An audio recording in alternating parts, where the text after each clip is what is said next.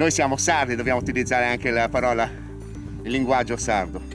E loro ubbidiscono però. Una volta che capiscono che la lingua, sì. Naturalmente se adesso io gli dico aia, loro camminano, Ecco, Vogliamo provare? proviamo. Aia, allo, allo, oh. Second. Ecco, basta a volte Sì. 2 parole. Una volta che hanno che arrivano a certi anni di domatura, 7-8 anni. Adesso stiamo giocando i buoi per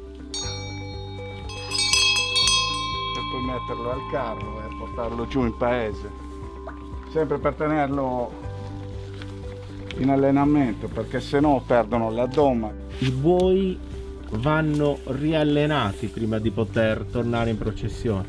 Per avere un gioco così, e quindi domato e addestrato al carro e tutto, c'è un lavoro dietro di minimo 2-3 anni. Per averlo finito il gioco di buoi ci vogliono 3 anni di lavoro. Ovviamente non tutte le processioni accolgono i giochi dei buoi, ma tantissime lo fanno. Quando trovate strade un po' particolari, come bisogna allenare gli animali? Ovviamente ci sono problemi se non è asfaltato, se ci sono pavimenti, che ne so. Anche per esempio siamo andati in Molise, a Larino, per una manifestazione di 5 giorni e c'era questo pavé in marmo, una pavimentazione in marmo, e abbiamo avuto problemi perché noi ferriamo con i ferri tradizionali, no? E quindi abbiamo avuto problemi perché scivolavano i buoi e era problematica stare in strada. Vedi, Lorenzo le parla l'italiano.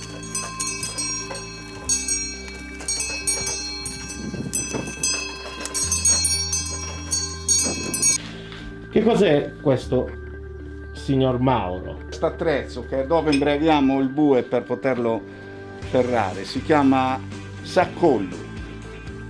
Qui il bue viene giocato a questo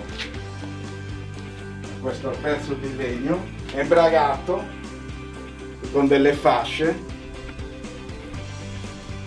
Premetto che non soffre di niente perché viene lavorato velocemente. È una protezione per l'unghia, perché a lungo andare, portandolo sull'asfalto, l'unghia si consuma e quindi andrebbe a rovinare lo zoccolo.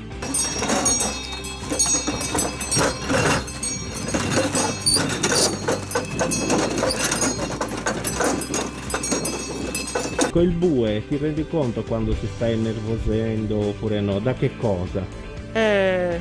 Dipende anche dal passo, dalla testa, da come muove la testa, dalla coda. Se si hanno tramandati degli insegnamenti molto giusti, si sa come si deve muovere e quindi si cerca di tranquillizzarli. Saranno pronti quando? Questo è il prossimo anno. Cioè, ci vorrà un anno intero adesso per addestrarli? Sì, prima li devo portare a dare i primi, a dare nel campo, perché io li uso anche per la pinza.